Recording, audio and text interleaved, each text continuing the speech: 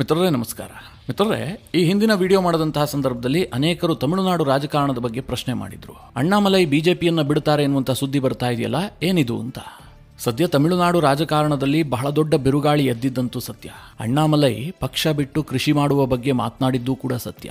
ಹಾಗಾದರೆ ಅಣ್ಣಾಮಲೈಗೆ ಯಾಕೆ ಈ ಪರಿಸ್ಥಿತಿ ಬಂತು? ಏನಾಗ್ತಾ ಇದೆ ತಮಿಳುನಾಡಿನಲ್ಲಿ? ನಿಜವಾಗ್ಲೂ ಕೇಂದ್ರದ ಬಿಜೆಪಿ ನಾಯಕರು ಅಣ್ಣಾಮಲೈಗೆ ಅನ್ಯಾಯ ಮಾಡಿಬಿಟ್ರ? ಅಮಿತ್ ಶಾ ಅವರನ್ನ ನಂಬಿ ಅಣ್ಣಾಮಲೈ IPSನಂತ ಹುದ್ದೆಯನ್ನು ತೊರೆದು ಕೆಟ್ಟುಬಿಟ್ರ? ಹೀಗೆಲ್ಲ ಪ್ರಶ್ನೆಗಳು ಬರೋದಕ್ಕೆ ಶುರುವಾಗಿದೆ. ಒಂದು ವೇಳೆ ಅಣ್ಣಾಮಲೈ ಏನಾದರೂ ಪಕ್ಷ ಬಿಟ್ಟಿದ್ದೆ ಆದರೆ ಅವರ ಮುಂದಿನ ಆಪ್ಷನ್ ಏನು? ಸ್ವಂತ ಪಕ್ಷವನ್ನ ಕಟ್ತಾರಾ ಅಥವಾ ಈಗಾಗಲೇ ಇರುವಂತಹ ತಮಿಳುನಾಡಿನ ಯಾವುದಾದ್ರೂ ಪಕ್ಷದ ಜೊತೆಗೆ ಸೇರ್ಕೊಳ್ತಾರ? ಬಿಜೆಪಿಯೇ ಮನೆ ದೇವರು ಅಂತ ಹೇಳ್ತಾ ಇದ್ದಂತಹ ಅಣ್ಣಾಮಲೈಗೆ ಈ ಪರಿಸ್ಥಿತಿ ಯಾಕೆ ಬಂತು? ಯಾರಿಂದಾಗಿ ಬಂತು? ಇದೆಲ್ಲದರ ಬಗ್ಗೆ ಈ ವಿಡಿಯೋದಲ್ಲಿ ನಿಮಗೆ ಡೀಟೇಲ್ ಮಾಹಿತಿಯನ್ನು ಕೊಡ್ತೀನಿ. ನೀವು ಈ ವಿಡಿಯೋನ ಕೊನೆವರೆಗೂ ಮಿಸ್ ಮಾಡದೆ ನೋಡಿ. ಅಣ್ಣಾಮಲೈ ತಮಿಳುನಾಡು ರಾಜಕಾರಣದಲ್ಲಿ ಹೊಸ ಭರವಸೆಯನ್ನು ಮೂಡಿಸಿದ್ದಂಥ ಯುವ ನಾಯಕ. ಕೇಂದ್ರದ ಬಿಜೆಪಿ ನಾಯಕರು ಕೂಡ ಅಣ್ಣಾಮಲೈ ಬಗ್ಗೆ ಒಂದು ವಿಶೇಷವಾದಂತಹ ನಿರೀಕ್ಷೆಯನ್ನ ಇಟ್ಟುಕೊಂಡಿದ್ರು. ಆದರೆ ಲೋಕಸಭಾ ಚುನಾವಣೆ ಆದ ಬಳಿಕ ಎಲ್ಲವೂ ಕೂಡ ಬದಲಾಗೋಯ್ತು. ತಮಿಳುನಾಡಿನ ರಾಜಕಾರಣದ ಚಿತ್ರಣವೇ ಬದಲಾಗಿ ಹೋಗ್ಬಿಟ್ಟಿದೆ. ಅಣ್ಣಾಮಲೈ ಈಗ ಪಕ್ಷಕ್ಕೆ ಬೇಡವಾದ್ರ ಎಂಬಂತಹ ಪ್ರಶ್ನೆ ಮೂಡುವಂತಹ ಸ್ಥಿತಿ ನಿರ್ಮಾಣ ಆಗಿದೆ. ನಿಮಗೆಲ್ಲ ಗೊತ್ತೇ ಇದೆ, ಅಣ್ಣಾಮಲೈ ಕರ್ನಾಟಕದಲ್ಲಿ IPS ಆಫೀಸರ್ ಆಗಿದ್ದಂತಹ ಸಂದರ್ಭದಲ್ಲೇ ಸಾಕಷ್ಟು ಹೆಸರು ಮಾಡದಂಥವ್ರು. ಒಂದು ವೇಳೆ ಅವರು IPSಗೆ ರಾಜೀನಾಮೆ ಕೊಟ್ಟಂತಹ ಸಂದರ್ಭದಲ್ಲಿ ಕರ್ನಾಟಕದ ಬಿಜೆಪಿಗೆ ಏನಾದರೂ ಸೇರ್ಕೊಂಡಿದ್ದೇ ಆಗಿದ್ರೆ ಇಷ್ಟೊತ್ತಿಗೆ ದೊಡ್ಡ ನಾಯಕರಾಗಿರ್ತಿದ್ರು. 2-3 ಎಲೆಕ್ಷನ್ ಅನ್ನು ಕೂಡ ಗೆದ್ದಿರ್ತಾ ಇದ್ರು. ಈಗಲೂ ಕೂಡ ಅಣ್ಣಾಮಲೈಯವರ ಹವಾ ಕರ್ನಾಟಕದಲ್ಲಿ ಹಾಗೇ ಇದೆ. ಆದ್ರೆ ಅಣ್ಣಾಮಲೈಗೆ ಏನ್ ಅನ್ನಿಸ್ತು ಗೊತ್ತಾ? ನಾನು ಹುಟ್ಟಿ ಬೆಳೆದಿದ್ದು ತಮಿಳುನಾಡಿನಲ್ಲಿ. ನಾನು ತಮಿಳುನಾಡು ರಾಜಕಾರಣದಲ್ಲಿ ಕ್ರಾಂತಿ ಮಾಡಬೇಕು, ಅಲ್ಲಿನ ದ್ರಾವಿಡ ಪಾಲಿಟಿಕ್ಸ್ ಅನ್ನ ಕಿತ್ತೆಸಿಬೇಕು ಅಂತ ಅಣ್ಣಾಮಲೈ ಹೊರಟರು. ಆರಂಭದಲ್ಲಿ ಬಿಜೆಪಿಯವರು ಕೂಡ ಅಣ್ಣಾಮಲೈಯವರಿಗೆ ಮುಕ್ತ ಅವಕಾಶವನ್ನೇ ಕೊಟ್ಟರು. 2020ರಲ್ಲಿ ಅಣ್ಣಾಮಲೈ ಬಿಜೆಪಿಯನ್ನ ಸೇರ್ತಾರೆ. ಅವರು ಬಿಜೆಪಿಯನ್ನ ಸೇರಿದಂತಹ 1 ವರ್ಷದ ಒಳಗಾಗಿ ತಮಿಳುನಾಡು ಬಿಜೆಪಿ ಘಟಕದ ಅಧ್ಯಕ್ಷರನ್ನಾಗಿ ಮಾಡಲಾಗುತ್ತೆ. ರಾಜ್ಯಾಧ್ಯಕ್ಷ ಹುದ್ದೆಯನ್ನ ಕೊಡ್ತಾರೆ. ಆದರೆ ಅಣ್ಣಾಮಲೈ ಅವರಿಗೆ 2021ರ ವಿಧಾನಸಭಾ ಚುನಾವಣೆಯಲ್ಲಿ ಯಶಸ್ಸು ಸಿಗೋದಿಲ್ಲ. ಸ್ವತಃ ಅವರು ಕೂಡ ಸೋಲ್ತಾರೆ, ಪಕ್ಷಕ್ಕೂ ಕೂಡ ದೊಡ್ಡ ಯಶಸ್ಸು ಸಿಗೋದಿಲ್ಲ. ಹಾಗಂತ ಅಣ್ಣಾಮಲೈ ಏನು ಕೂತಿಲ್ಲ. 2024ರ ಲೋಕಸಭಾ ಚುನಾವಣೆಯನ್ನು ದೃಷ್ಟಿಯಲ್ಲಿಟ್ಟುಕೊಂಡು ಇಡೀ ತಮಿಳುನಾಡಿನಾದ್ಯಂತ ಓಡಾಡ್ತಾರೆ. ಎನ್ ಮಣ್ ಎನ್ ಮಕ್ಕಳು ಅನ್ನುವಂಥ ಒಂದು ಪಾದಯಾತ್ರೆಯನ್ನು ಕೂಡ ಮಾಡ್ತಾರೆ. ಮಿತ್ರರೇ, ಇದು ಎಷ್ಟು ಫೇಮಸ್ ಆಯಿತು ಅಂತಂದ್ರೆ ಅಣ್ಣಾಮಲೈ ಅವರನ್ನ ಮನೆ ಮನೆಗೆ ರೀಚ್ ಮಾಡಿಸ್ತು. ತಮಿಳುನಾಡು ರಾಜಕಾರಣದಲ್ಲಿ ಬಿಜೆಪಿಯ ಹೆಸರು ಹೇಳಿದ್ರೆ 4 ಜನ ಸೇರ್ತಾ ಇರಲಿಲ್ಲ. ಕೆಲ ಏರಿಯಾಗಳಲ್ಲಿ ಒಬ್ಬನೇ ಒಬ್ಬ ಕಾರ್ಯಕರ್ತ ಕೂಡ ಇರಲಿಲ್ಲ. ಅಂತಹ ಪರಿಸ್ಥಿತಿಯಲ್ಲಿದ್ದ ಪಕ್ಷವನ್ನ ತನ್ನ ಪಾದಯಾತ್ರೆ ಮೂಲಕ ಕಟ್ಟಿ ನಿಲ್ಲಿಸ್ತಾರೆ. ತಮಿಳುನಾಡಿನಲ್ಲಿ ಬಿಜೆಪಿಯೂ ಕೂಡ ಒಂದು ಪಕ್ಷ, ಅದಕ್ಕೂ ಕೂಡ ಸ್ಟ್ರೆಂತ್ ಇದೆ ಅಂತ ಜನ ಮಾತನಾಡುವಂತಾಗತ್ತೆ. ಅಣ್ಣಾಮಲೈ ಅವರು ತಮಿಳುನಾಡಿನಲ್ಲಿ ರಾಜಕಾರಣ ಮಾಡುವಂತಹ ಸಂದರ್ಭದಲ್ಲಿ ದೊಡ್ಡ ಮಟ್ಟದಲ್ಲಿ ಟಾರ್ಗೆಟ್ ಮಾಡ್ತಾ ಇದ್ದಿದ್ದೆ ಅಲ್ಲಿನ ಭ್ರಷ್ಟಾಚಾರದ ರಾಜಕಾರಣವನ್ನ. ಭ್ರಷ್ಟಾಚಾರದ ವಿಚಾರದಲ್ಲಿ DMKಯನ್ನು ಕೂಡ ಟೀಕಿಸ್ತಾ ಇದ್ರು, ಅಣ್ಣಾ DMKಯನ್ನು ಕೂಡ ಟೀಕಿಸ್ತಾ ಇದ್ರು. ಹೀಗಾಗಿ 2024ರ ಚುನಾವಣೆಗೆ ಮುಂಚೆ ಅಣ್ಣಾ DMK ಮತ್ತು ಬಿಜೆಪಿಯ ಮೈತ್ರಿ ಮುರಿದು ಹೋಗ್ಬಿಡುತ್ತೆ. ಬಿಜೆಪಿ ಏಕಾಂಗಿಯಾಗಿ ಚುನಾವಣೆಯನ್ನು ಎದುರಿಸುವಂತಹ ಸನ್ನಿವೇಶ ಬರುತ್ತೆ. ಚಿಕ್ಕ ಪುಟ್ಟ ಪಕ್ಷಗಳನ್ನೆಲ್ಲ ಸೇರಿಸಿಕೊಂಡು NDA ಅಲಯನ್ಸ್ ಅನ್ನ ಮಾಡಿಕೊಂಡು 2024ರ ಲೋಕಸಭಾ ಚುನಾವಣೆಯನ್ನ ಅಣ್ಣಾಮಲೈ ಅವರು ಎದುರಿಸ್ತಾರೆ. ಆರಂಭದಲ್ಲಿ ಏನು ಪ್ರೆಡಿಕ್ಷನ್ಗಳು ಬರ್ತಾ ಇದ್ವು ಅಂತಂದ್ರೆ ಈ ಬಾರಿ ತಮಿಳುನಾಡಿನಲ್ಲಿ ಬಿಜೆಪಿ ಜಾದೂ ಮಾಡಿಬಿಡುತ್ತೆ, 10 ಸೀಟ್ ಗೆಲ್ಲುತ್ತೆ, 12 ಸೀಟ್ ಗೆಲ್ಲುತ್ತೆ, 5 ಸೀಟ್ ಗೆಲ್ಲುತ್ತೆ, ಹೀಗೆ ನಾನಾ ರೀತಿಯ ಸಮೀಕ್ಷೆಗಳು ಬಂದಿದ್ವು. ಆದರೆ ಮಿತ್ರರೇ, ಅದು ಯಾವುದೂ ಕೂಡ ಸರಿಯಾಗಿಲ್ಲ. ತಮಿಳುನಾಡಿನಲ್ಲಿ ಬಿಜೆಪಿಗೆ ಮತ್ತು NDA ಮೈತ್ರಿಕೂಟಕ್ಕೆ ಒಂದೇ ಒಂದು ಸೀಟ್ ಕೂಡ ಬಂದಿಲ್ಲ. ಸ್ವತಃ ಅಣ್ಣಾಮಲೈ ಕೂಡ ಸೋತು ಹೋಗ್ಬಿಟ್ರು. ಈ ಸೋಲಿನ ಬಳಿಕ ಅನೇಕ ರೀತಿಯ ವಿಶ್ಲೇಷಣೆಗಳು ಕೇಳಿಬಂದ್ವು. ಅದೇನು ಕೇಳಿದ್ರೆ, ಒಂದು ವೇಳೆ ಅಣ್ಣಾ DMK ಮತ್ತು ಬಿಜೆಪಿ ಮೈತ್ರಿಕೂಟ ಇದ್ದಿದ್ದೇ ಆಗಿದ್ರೆ DMK ಮತ್ತು ಕಾಂಗ್ರೆಸ್ ಮೈತ್ರಿಕೂಟ ಅಷ್ಟೂ ಸೀಟ್ಗಳನ್ನು ಗೆಲ್ಲೋದಕ್ಕೆ ಸಾಧ್ಯ ಆಗ್ತಾ ಇರಲಿಲ್ಲ. ಏನು ಅವರ ಮೈತ್ರಿಕೂಟ ಕ್ಲೀನ್ ಸ್ವೀಪ್ ಮಾಡಿಬಿಡ್ತಲ್ಲ, 39ಕ್ಕೆ 39 ಗೆದ್ದು ಬಿಟ್ರಲ್ಲ, ಅಷ್ಟು ಗೆಲ್ಲೋದಕ್ಕೆ ಸಾಧ್ಯ ಆಗ್ತಾ ಇರಲಿಲ್ಲ.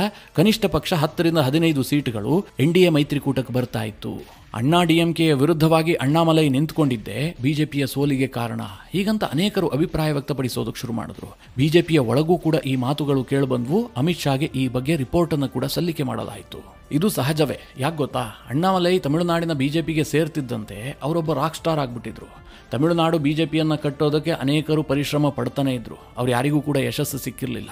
ಆದರೆ ಅಣ್ಣಾಮಲೈ ಬಂದಂತಹ ಕೆಲವೇ ತಿಂಗಳಲ್ಲಿ ಹವಾ ಸೃಷ್ಟಿ ಮಾಡಿದ್ರು. ಅವರು ಚುನಾವಣೆಯನ್ನ ಗೆಲ್ಲದೇ ಇರಬಹುದು, ಆದರೆ ಬಿಜೆಪಿಯನ್ನ ಮನೆ ಮನೆಗೆ ರೀಚ್ ಮಾಡಿಸಿದ್ರು.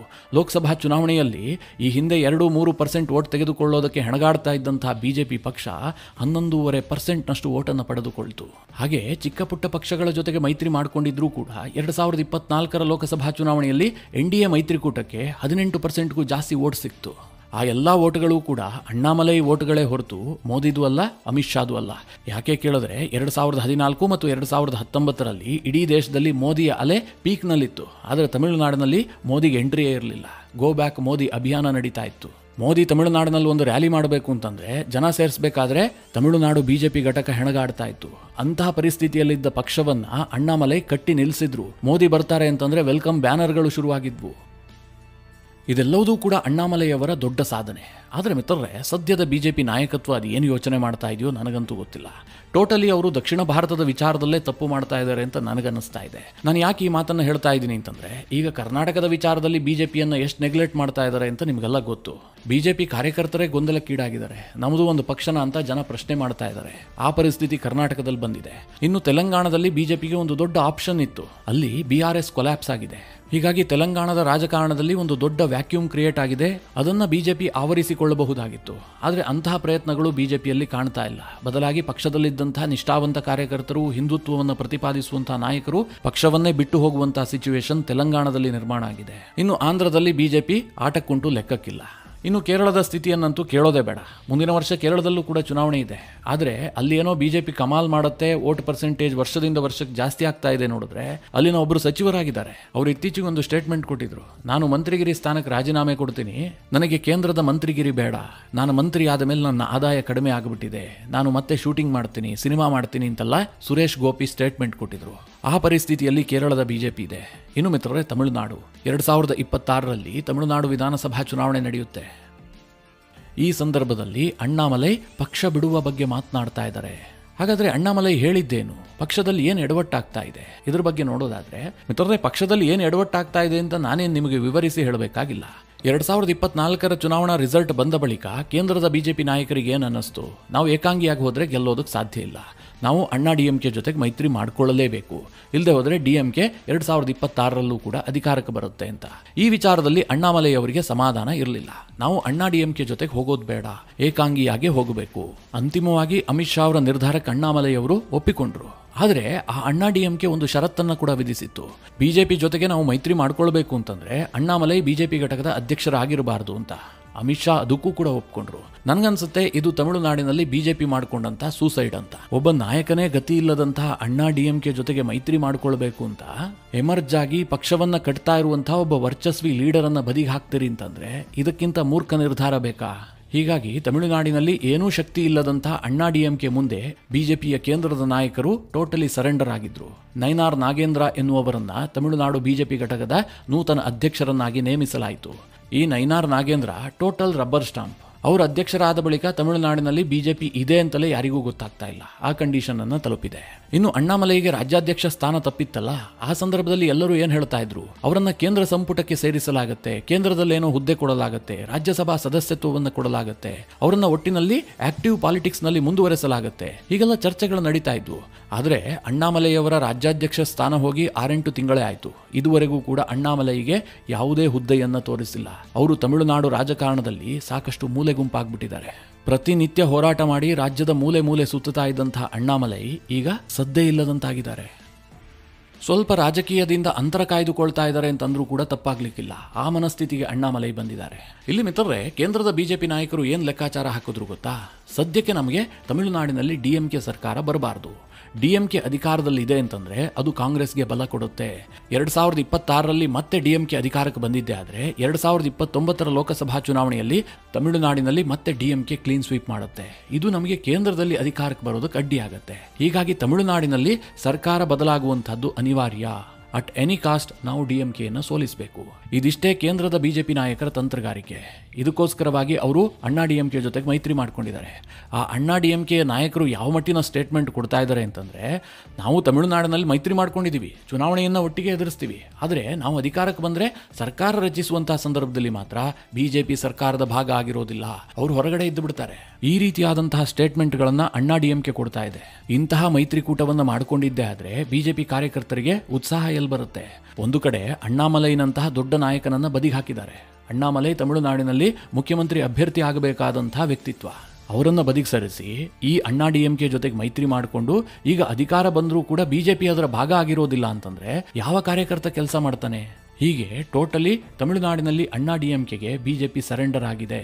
ಈ ಬೆಳವಣಿಗೆ ಇದೆಯಲ್ಲ, ಇದು ಅಣ್ಣಾಮಲೈಗೆ ಹಿಡಿಸ್ತಾ ಇಲ್ಲ. ಇಷ್ಟು ದಿನ ಅವರೆಲ್ಲೂ ಕೂಡ ಮಾತನಾಡ್ತಾ ಇರಲಿಲ್ಲ.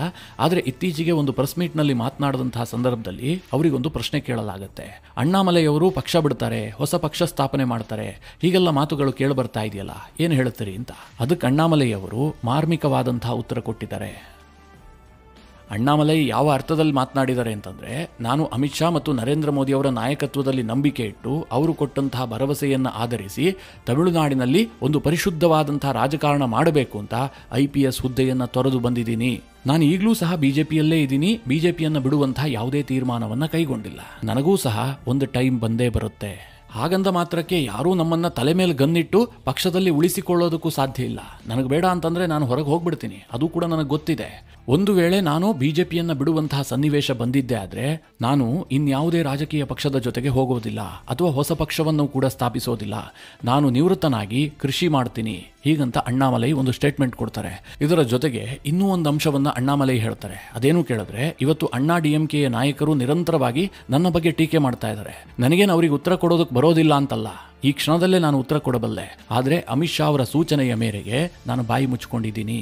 ಸಮಯ ಬಂದಾಗ ಎಲ್ಲದಕ್ಕೂ ಕೂಡ ಉತ್ತರ ಕೊಡ್ತೀನಿ ಅಂತ ಪಕ್ಷದಲ್ಲಾಗ್ತಿರುವಂತಹ ಪ್ರತಿ ಬೆಳವಣಿಗೆಯ ಬಗ್ಗೆ ಬಹಳ ತೀವ್ರವಾಗಿ ಅಸಮಾಧಾನ ವ್ಯಕ್ತಪಡಿಸುವಂತಹ ಮಾತುಗಳನ್ನು ಆಡಿದ್ರು. ಅಣ್ಣಾಮಲೈಯವರ ಈ ಮಾತುಗಳು ತಮಿಳುನಾಡು ರಾಜಕಾರಣದಲ್ಲಿ ಬಿರುಗಾಳಿಯನ್ನ ಎಬ್ಬಿಸಿದೆ. ಕೆಲವರ ವಾದ ಏನು ಕೇಳಿದ್ರೆ, ಅಣ್ಣಾಮಲೈ TVK ಜೊತೆ ಹೋಗಬಹುದು, ನಟ ವಿಜಯ್ ಪಕ್ಷ ಕಟ್ಟಿದಾರಲ್ಲ ಅದ್ರ ಜೊತೆಗೆ ಅಣ್ಣಾಮಲೈ ಹೋಗಬಹುದು ಅನ್ನುವಂಥ ವಾದಗಳಿದಾವೆ. ಈ ರೀತಿಯ ವಾದಗಳು ಯಾಕೆ ಹುಟ್ಟುಕೊಂಡಿದೆ ಅಂತಂದ್ರೆ, ಇತ್ತೀಚೆಗೆ ವಿಜಯ್ ಅವರ ರ್ಯಾಲಿಯಲ್ಲಿ ಕಾಲ್ತುಳಿತಾ ಆಯಿತು. ಆ ಸಂದರ್ಭದಲ್ಲಿ ಅಣ್ಣಾಮಲೈ ಅವರು DMKಯನ್ನ ಟಾರ್ಗೆಟ್ ಮಾಡಿ ಮಾತನಾಡಿದ್ರು. ವಿಜಯ್ದೇನೂ ತಪ್ಪಿಲ್ಲ ಅಂತ ವಿಜಯ್ ಪರವಾಗಿ ಬ್ಯಾಟ್ ಬೀಸಿದ್ರು. ಇದೇ ಆಧಾರದಲ್ಲಿ ತಮಿಳುನಾಡಿನ ಕೆಲ ರಾಜಕೀಯ ಪರಿಣಿತರು ಏನು ಹೇಳ್ತಾ ಇದ್ದಾರೆ, ಅಣ್ಣಾಮಲೈ ವಿಜಯ್ ಜೊತೆ ಕೈ ಜೋಡಿಸಬಹುದು ಅಂತ. ಇಲ್ಲಿ ಮಿತ್ರರೇ, ಅಣ್ಣಾಮಲೈಗೆ ಆಪ್ಷನ್ ಇರೋದು ಕೂಡ ಅದೊಂದೇ. ಯಾಕೆ ಕೇಳಿದ್ರೆ, ಒಂದು ಕಡೆ DMKಯನ್ನ ವಿಪರೀತವಾಗಿ ಅಣ್ಣಾಮಲೈ ಟೀಕೆ ಮಾಡ್ತಾರೆ. ಯಾವುದೇ ಕಾರಣಕ್ಕೂ ಕೂಡ ಅವರು DMK ಜೊತೆಗೆ ಹೋಗುವಂತಹ ಮಾತೇ ಇಲ್ಲ. ಇನ್ನೊಂದು ಕಡೆ ಅಣ್ಣಾ DMKಗೂ ಅಣ್ಣಾಮಲೈಗೂ ಎಣ್ಣೆ ಸೀಗೆಕಾಯಿ. ಹೀಗಿರುವಾಗ ಅಣ್ಣಾಮಲೈಗಿರುವಂತಹ ಏಕೈಕ ಆಪ್ಷನ್ ಅಂತಂದ್ರೆ ಅದು TVK ಪಕ್ಷ. ಹಾಗಾದ್ರೆ ಅಣ್ಣಾಮಲೈ TVKಗೆ ಹೋಗ್ಬಿಡ್ತಾರಾ? ಈ ಪ್ರಶ್ನೆ ಕೇಳಿದ್ರೆ ಅಣ್ಣಾಮಲೈ ಈಗಲೂ ಕೂಡ ಪ್ಲಾನ್ B ಅನ್ನು ರೆಡಿ ಇಟ್ಕೊಂಡಿದ್ದಾರೆ. ಅಂದರೆ ಅಣ್ಣಾಮಲೈಗೆ ಪಕ್ಷ ಬಿಡುವಂತಹ ಯಾವುದೇ ಚಿಂತನೆಗಳಿಲ್ಲ.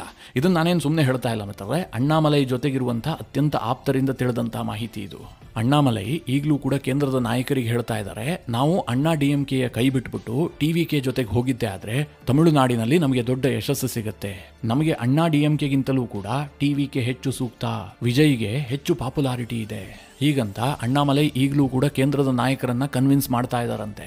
ಅಮಿತ್ ಶಾ ಅದಕ್ಕೆ ಒಪ್ಕೊಳ್ತಾರಾ ಅಥವಾ ಅಣ್ಣಾ DMK ಜೊತೆಗೆ ಮೈತ್ರಿಯನ್ನು ಮುಂದುವರಿಸೋದಕ್ಕೆ ನಿರ್ಧಾರ ಮಾಡ್ತಾರಾ ಅನ್ನೋದರ ಮೇಲೆ ಅಣ್ಣಾಮಲೈ ಅವರ ಮುಂದಿನ ರಾಜಕೀಯ ತೀರ್ಮಾನ ಆಗತ್ತೆ ಅಂತೇಳಿ ಕೆಲವರು ಅಭಿಪ್ರಾಯ ವ್ಯಕ್ತಪಡಿಸ್ತಾ ಇದ್ದಾರೆ. ಒಟ್ಟಿನಲ್ಲಿ ಮಿತ್ರರೇ, ಅಣ್ಣಾಮಲೈ ವಿಚಾರದಲ್ಲಿ BJP ಏನು ನಡೆದುಕೊಳ್ತಾ ಇದೆಯಲ್ಲ, ಇದು ತಮಿಳುನಾಡಿನ ರಾಜಕಾರಣಕ್ಕಂತೂ ಶೋಭೆ ತರುವಂತಹ ವಿಚಾರ ಅಲ್ಲ.